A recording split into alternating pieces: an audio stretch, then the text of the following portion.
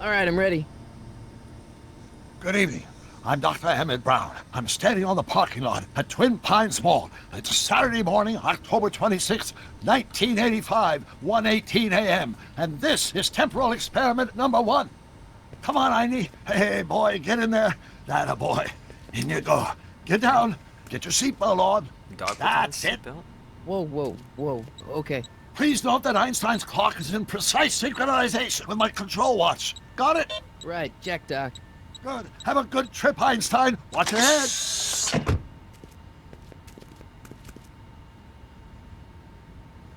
You got that thing hooked up to the car?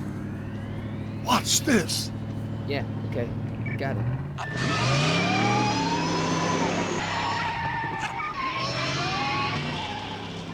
It's one big RC car. Not me. The car. The car.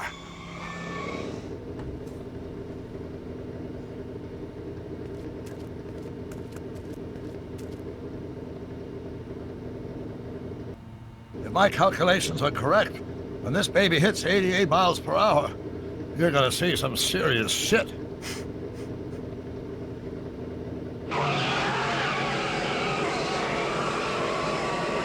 Watch this, watch this.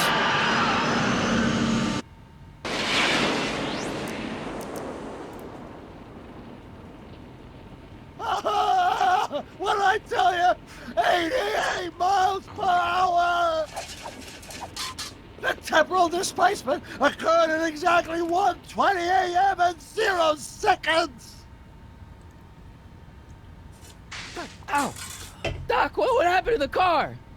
Calm down, Marty. I didn't disintegrate anything. The molecular structure of both Einstein and the car are completely intact. Where the hell are they? The appropriate question is, when the hell are they? You see, Einstein has just become the world's first time traveler. I sent him into the future. 1 minute into the future, to be exact. And at precisely 1:21 a.m. and 0 seconds, we shall catch up with him and the time machine. Wait a minute. Wait a minute. You put your dog in a time machine made out of a DeLorean? The way I see it, if you're going to build a time machine into a car, why not do it with some style?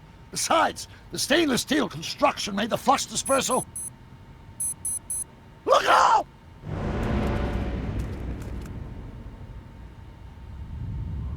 What? Doc? Huh, that's peculiar. Where's the car, Doc? It should have caught up with us 27 seconds ago. Doc, what happened to Einstein? No need for concern. It's probably just a minor miscalibration of the time circuits. Marty, could you get my notebook? It should be in the toolbox.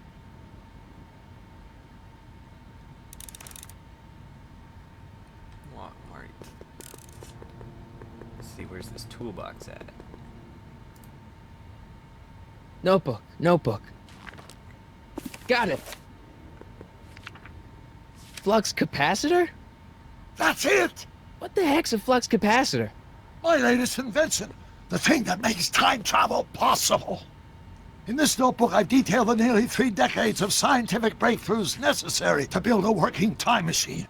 If it ever fell into the wrong hands, the consequences could be catastrophic. Let's see. Is mass equals I times z, and E equals the square root of z times c squared. Doc, something's way off here.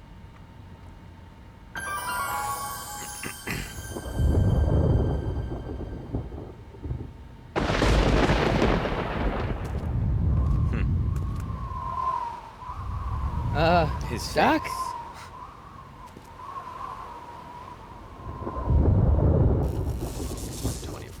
Great Scott! Doc, what is it? I've made a horrible mistake.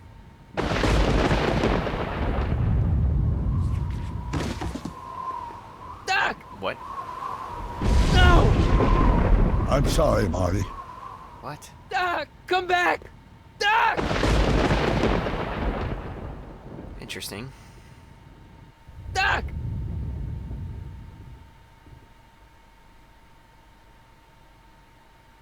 Marty, is everything okay? Yeah, Mom. It was just a nightmare. I was in the past, and Doc was there.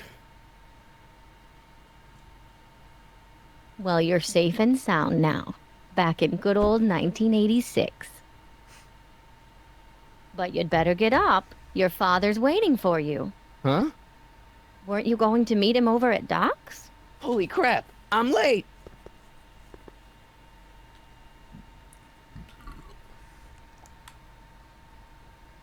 The game.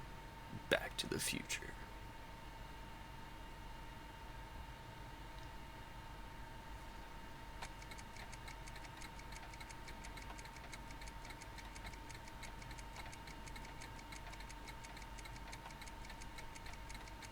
It's About Time, Episode 1.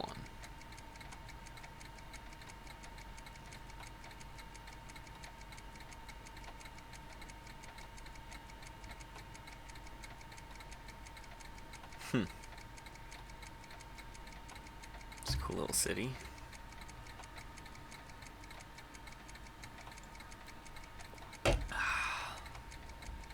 Ton of clocks.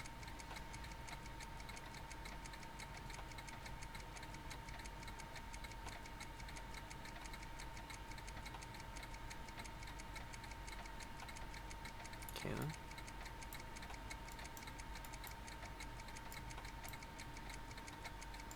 (1986) May 14th.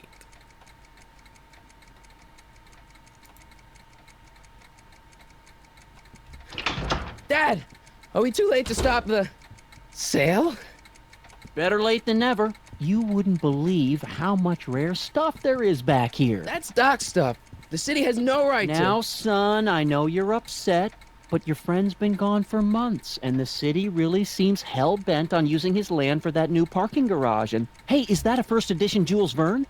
It's just not fair. But at least things can't get any worse. Good thing. Hey, Marty! Hi, Biff. Come to see if the old crackpot had any buried treasure? Nah, I guess I'm just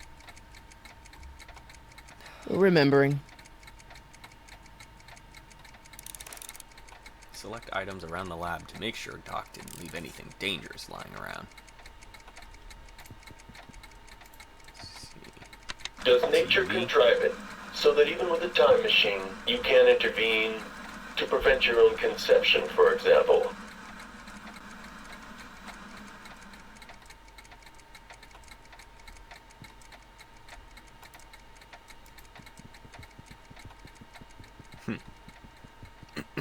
Hey, Dad. That's one big speaker.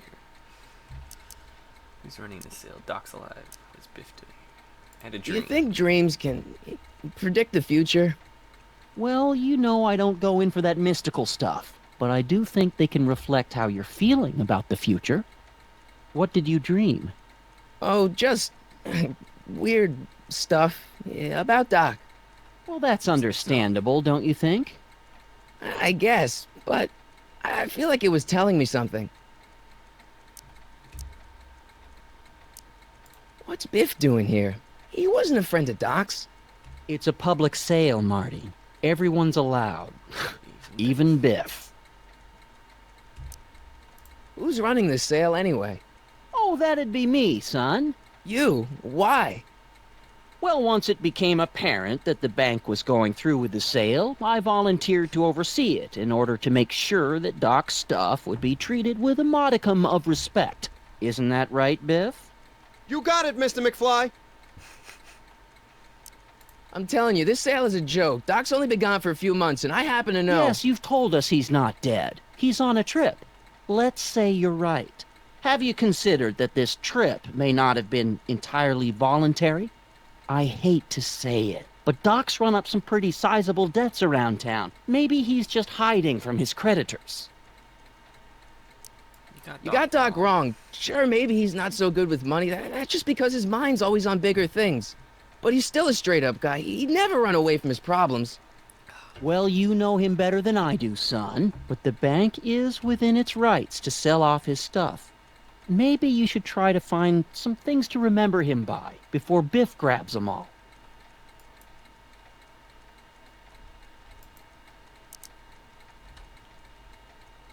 I'll keep looking around. Thanks, Dad.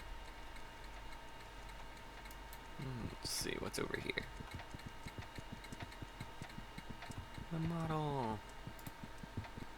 Doc built this model at downtown Hill Valley way back in 1955. The clock tower in the courthouse even works. What the? It's like a watch up there. Is that Doc's notebook in there? Hey, that looks just like the courthouse. You gotta hand it to the old coot. He was good with his hands. Biff, can I see that a minute? This would look great in my fish tank. Give the old carp something new to nibble on. Can I see that model courthouse for just a second? I need to get something out of it. Like what? A not guilty verdict? That was a joke. Oh, ha. But really, can I? Nah, I think I'll hold on to it. Give it here, Biff. Well, well, look at what we have here. Looks like plans for something. What's a flux catheter? It's none of your business. Doc asked me to... Brown's worm food, kid. But this looks like it might be worth something. Ha! Click on the hints button. Feels like that was a lifetime ago. Actually, I guess it was.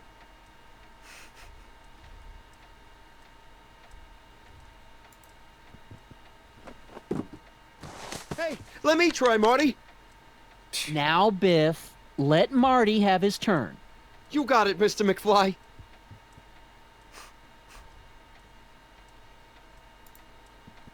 Come on, Biff. Hey, Biff.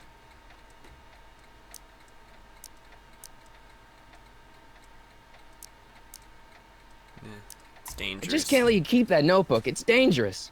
What, is it set to explode or something? Well, in a way. I'll take my chances. It's just a notebook with Doc's scribblings. What did Doc ever accomplish? Nothing. Then it's worthless, right? If it was really worthless, you wouldn't want it so bad. That notebook wouldn't mean understand, anything to you. You wouldn't even understand what's in it.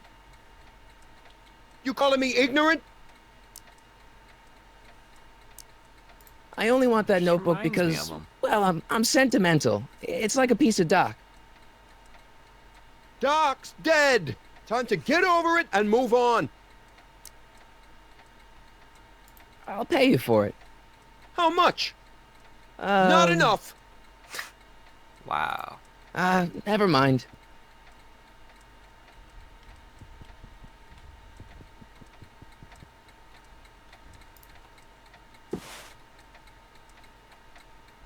Looks like a hand crank lightning rod, or maybe a lightning powered pencil sharpener. Take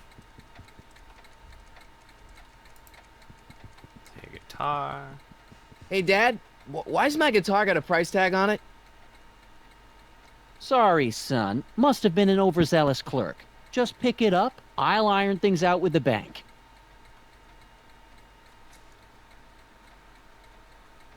Left click on the blinking inventory.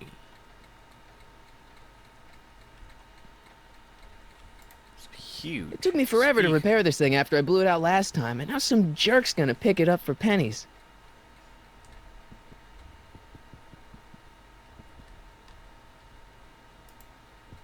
Hey, Dad. That notebook is Doc's legacy. I've got an obligation to protect it. Now, hold on a minute. Didn't you just get done telling me Doc's still around? Off traveling somewhere? Yeah?